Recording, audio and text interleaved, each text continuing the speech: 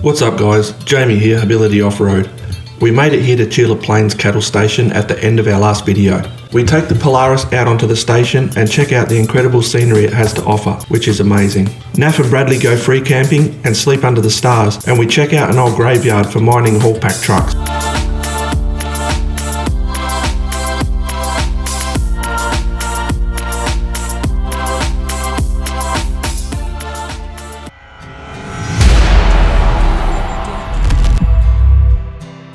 We are looking to share our experiences with the disabled community for you guys that are interested in hitting the road in your future. I'm new to this filming and editing stuff, but mostly want to bring the adventure travels, points of interest and disability access to places we visit. I hope you guys can stick around until the end and share our videos with the disabled community or anyone looking to visit Cheela Plains. This is video number 10 on our PILBARA road trip, so if you like what we do, please be sure to check out the previous episodes. We are roughly 95 kilometres west of Parabadoo. It's only about 1 kilometre in here to the station.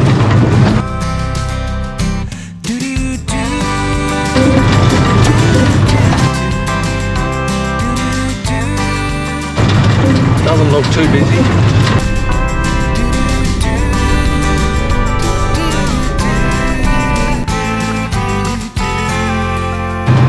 Steep going down here. Keep on going straight, James. Wow, this place is awesome.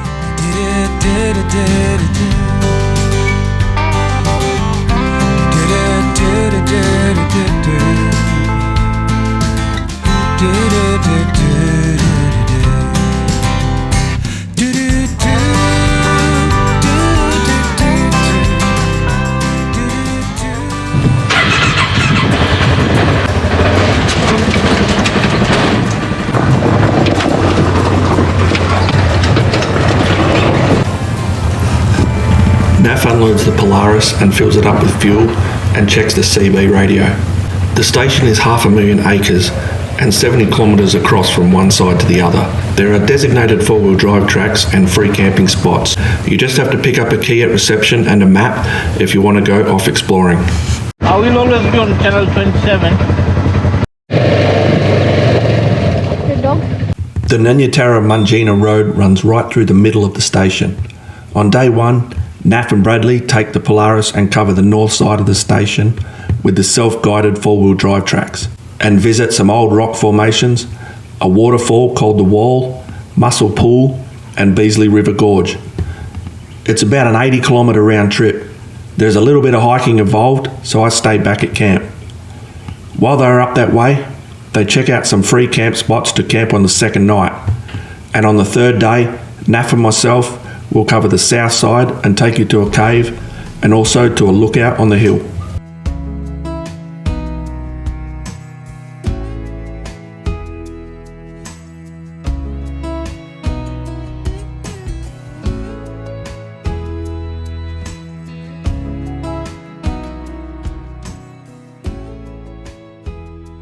This is one of the many free camping spots with a nice big fire pit.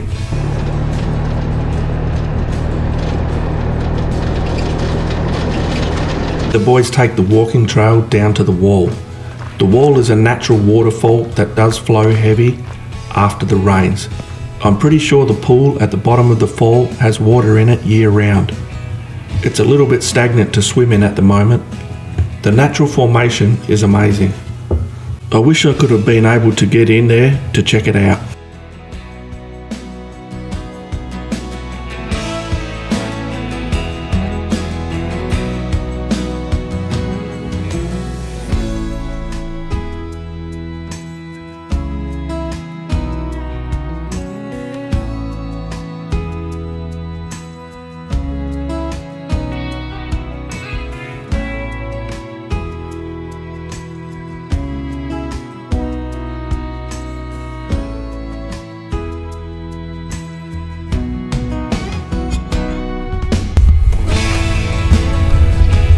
Naf says that all the self-guided four-wheel drive tracks are very easy, and he didn't see any that go up any of the hills.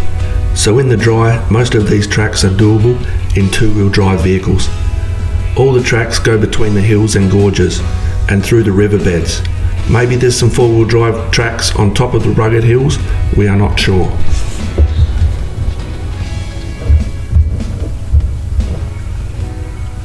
The different colours and shapes of the rock formations are incredible. The way they form over thousands of millions of years. The owners get lots of geologists visiting the land. Naff and Bradley go for a bit of a walk and climb up some of the faces.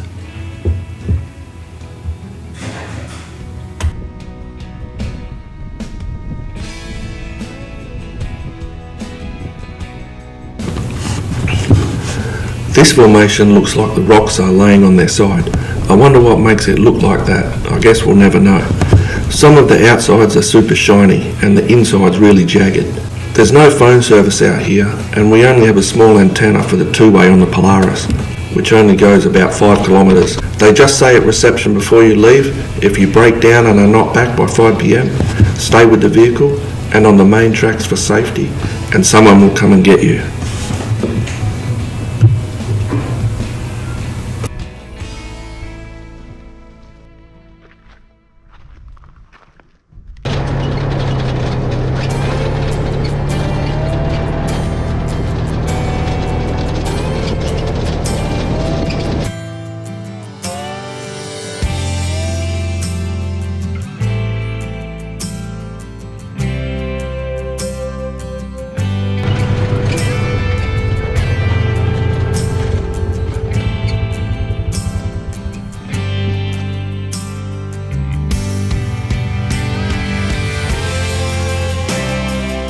This is Beasley River Gorge with ancient rock formations. We're at the end of dry season. Looks like there's just enough water in the river for the cattle. If the river dries up, there are bores and water troughs. The station is open for tourists from 1st of April to mid-October. If you like this sort of thing and are into geology, I reckon put it on your list of places to visit. The only thing missing, I reckon, when staying on a working cattle station is being able to see the cattle yards, homestead and workers mustering, but I suppose that happens certain times of the year.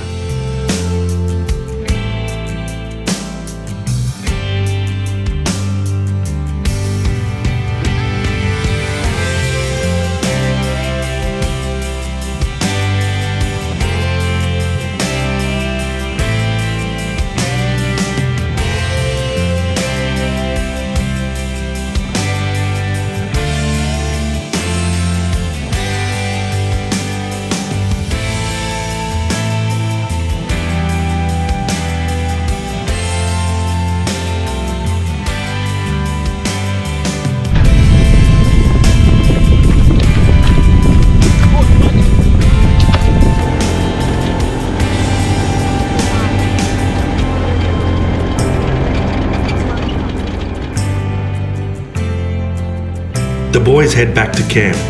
Naff has picked out his free camping spot for the second night, site number 54. Bradley wants to go, so he convinces Anne to let him go and he packs the tent up in the Polaris. Anne tells Naff that Bradley has to set it up on his own. We packed the boys some food, water, a fry pan, cutlery, a few supplies, and they went on their way. Up, but it's not easy breaking habits. I've got a ton of bad days lined up, and I ain't gonna chase no rabbit. Naff doesn't have a tent. I told him to watch out for snakes, especially the king brown. So he makes use of the Polaris cover, turns it upside down, and makes a cool little setup to sleep in under the stars. He's a creative fella and has way more survival skills up his sleeve, I reckon. Sleep where you're sleeping, how it looks, and then you come and video me when I'm cooking. This is Nath's bedroom. He's gonna put that cover all around this. We'll get no bugs on in his sleeping, when he's sleeping. Okay, this holds for no bug to get in and holds it tight. Okay. This is my bedroom. And this is all mine. I'm gonna sleep in here tonight for one day, and that's all from here. Okay, Nav's gonna cook sausages.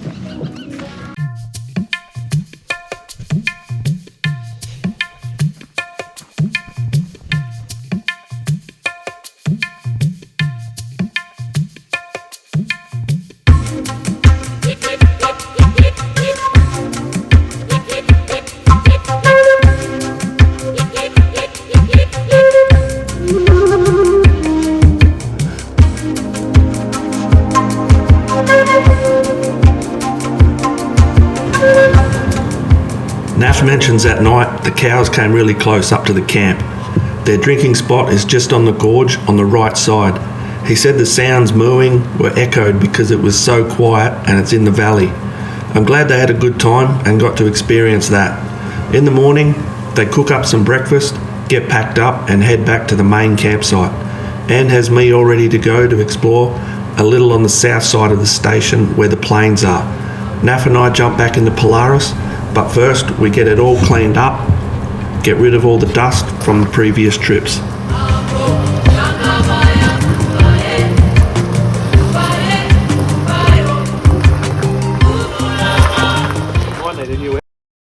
We go check out a natural cave, but unfortunately I lost some of the footage. We still have a little bit so you can see it. It's not too far from camp and you can definitely get there in a two-wheel drive car. It's just a few kilometres. On the way back, we head up one of the hills to a lookout. In the evenings, this place fills up and there's campers and caravans all around the grassed area. But it clears out during the day like here. Because of its location around halfway between Tom Price Karijini to the east and Nanyatara Exmouth NINGALOO to the west, it's a convenient stopover spot to rest for a night. Just go to that cave. I don't know where the camp is though. We'll go down here and we'll have a look and see if we can find it. I think this is the only road here, so it must be the one that goes to the cave. I came out here yesterday in my wheelchair. Oh, I see the track. Yeah. That's a long way you came. Yeah. Went down towards the cattle yards. Yeah. So this fence here must be so the cattle don't come into the campsite. Oh look, there's a fire over there. Look, I saw something yesterday too.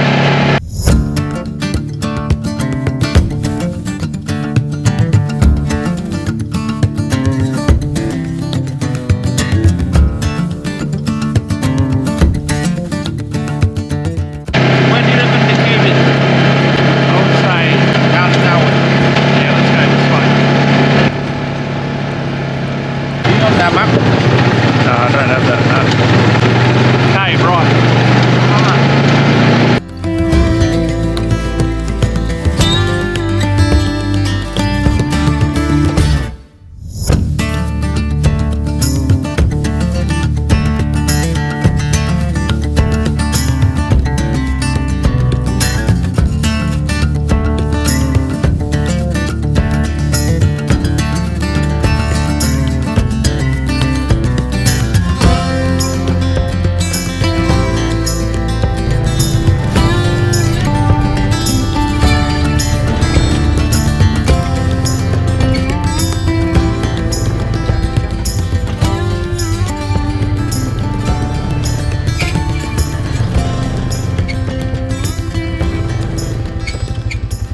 This is cool. This stuff here is perfect for me in this one. It's nice and flat, a couple of little challenging things for me, but not too bad.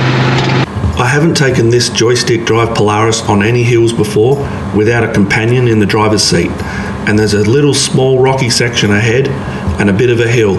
I want to see what it can do with joystick drive and brake and steering only. So I let Naf out at the gate. He has a play with the drone, which unfortunately I lost that footage. Let's test this out up here ahead on this little rocky section, and then let's have a go at the hill where the cave is.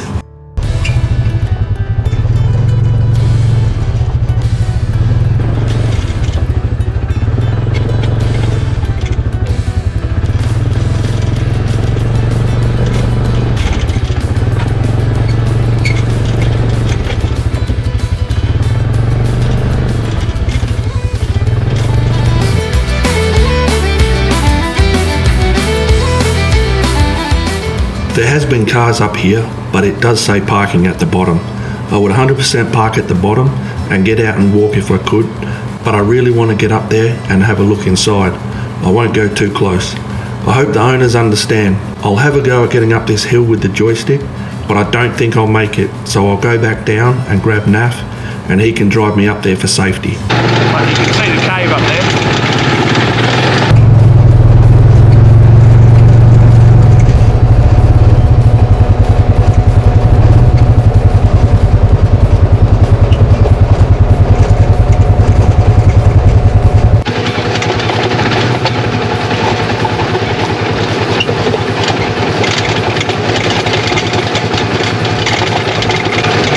Worry with the joystick drive, the hills, so I'm kind of steering as I go backwards. Even though I'm in drive, I'm just rolling back. And I'm going to hit the sign. Cleaned up this sign. Go forward.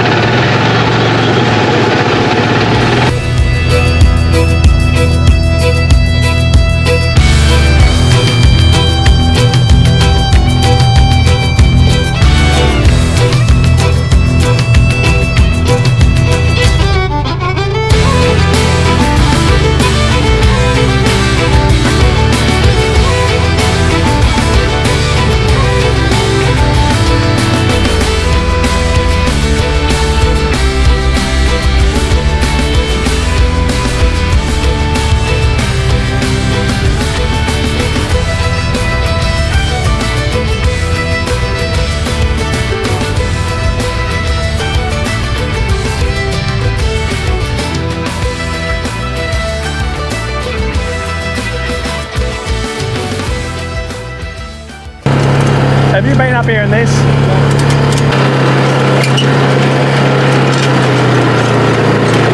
This is sketchy. Just hold tight. Yeah, I'm right. Hold on something. Yep.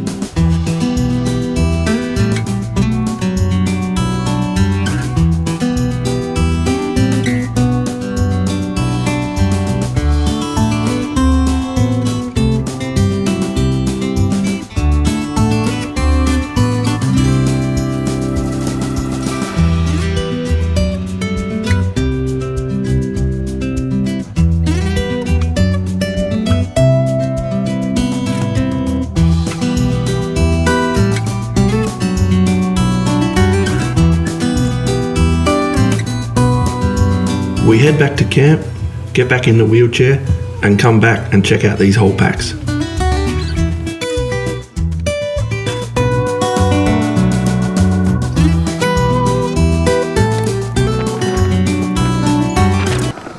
I think there's 12, there's 2 over there. I think there's 10 here. These things are incredible. They're so tall, and they probably get decommissioned after a certain amount of hours. You think you're close to them yet, and they're still like 50 metres away. But I've never seen these things up close. They're just massive. I'll see where I come up to on this tyre here. I'm 5 foot in the wheelchair here, and I come up to right about that bottom bolt there on the wheel. Oh, maybe a little bit above, just there. So that's 5 foot. That's got to be 10 or 12 foot tyres, maybe. How's the size of these rams? That's the tipping ram there. I suppose that might be the oil tank, or maybe the air tank. I suppose they're all hydraulic driven. How's the size of the diff? I don't even know if it's a diff or whatever you call it. Steering shaft. My God, is that suspension up there? Look at the size of the shock. That's incredible. We'll see if we can fit right under here. Like I said, I'm 5 foot tall. My camera's sitting at probably 6 foot. The camera makes it under there. Right under the middle here. That's the engine there. We'll see if we can go back out here the same way. I'm just hitting a hydraulic hose. I should be able to go under this bit here.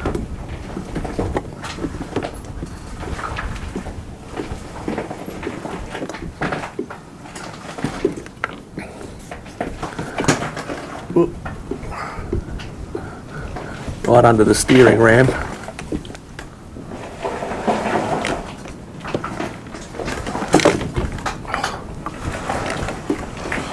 Stuck on a bit of a rut there. A few rocks. I'm back out here.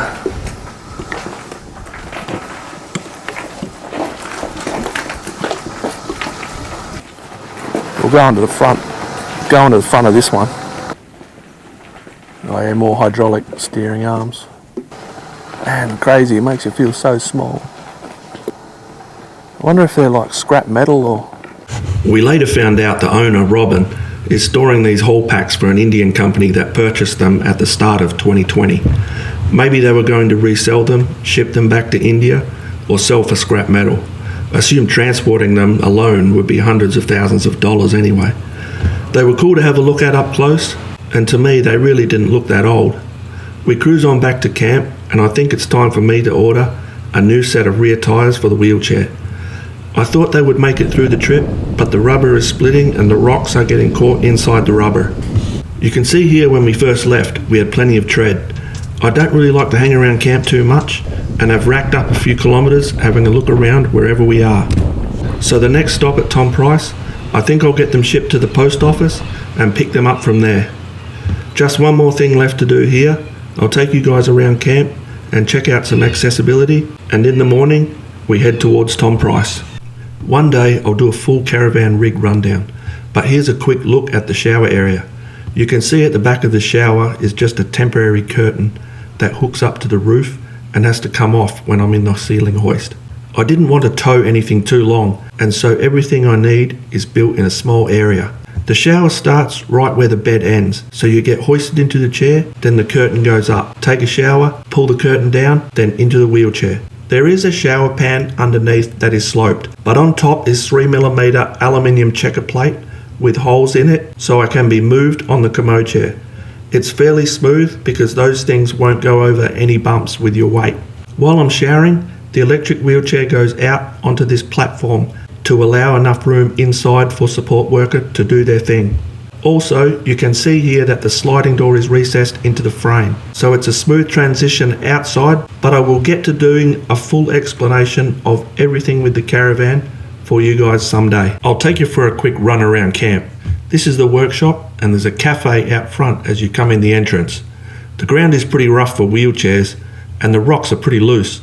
The cafe has 2 levels, and both have access either side, but can't get from the top side to the bottom side from inside, if that makes sense.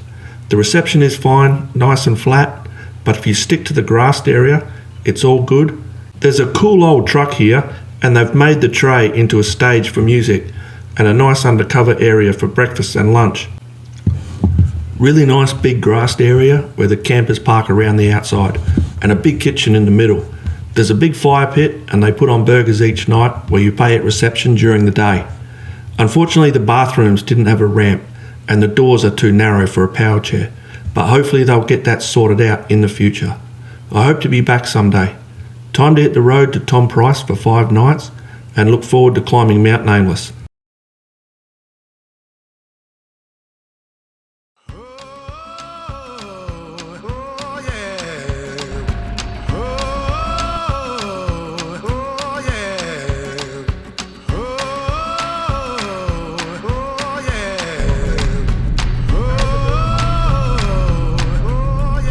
We've got some cows on the road ahead up here.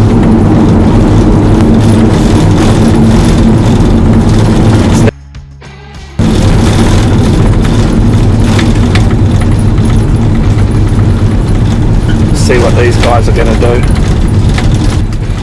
Got some cows on the road ahead, Nath.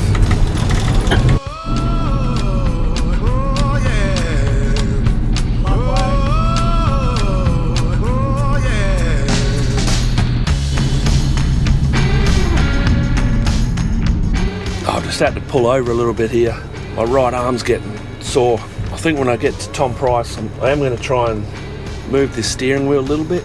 So when I'm straight, I've got to push against there, and it's just hurting right up there, top of my arm, where I have to use to hold it forward. That's the only muscle that works up the top. And so I'm holding it there to go straight, and I really needed it to be back about 50 mil. And then left arm's great, but the right arm, it's just wearing me out some days if I'm just not in the right position. So I'm just stopping here and try to stretch my arm. So I stretch it, I'll push it back here. Well, I've got no triceps, so I can't push the arm back. I've got to kind of flick it and use gravity. Just stretch that muscle there for a bit.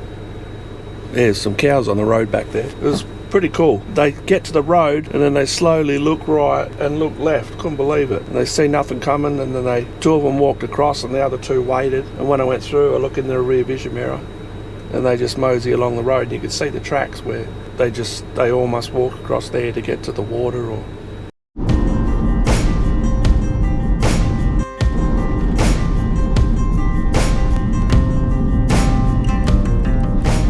okay, we've had a bit of a pit stop here. Bit of a stretch, fill up with water, had a twirl, bit of chocolate. Let's try to bank some kilometres here this time. Lock, lever, brake. That voice activation to take the brake off as well. Or you can just press the brake forward.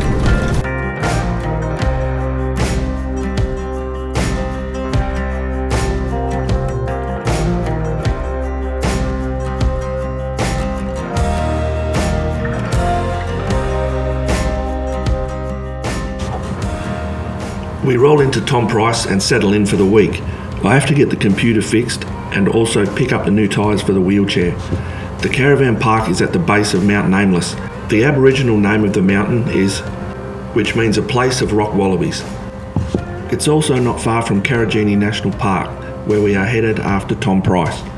In the next episode, we take the Polaris up Mount Nameless to check out the climb, the 4-wheel drive track, and check out the views. That's it for now. Thanks for watching.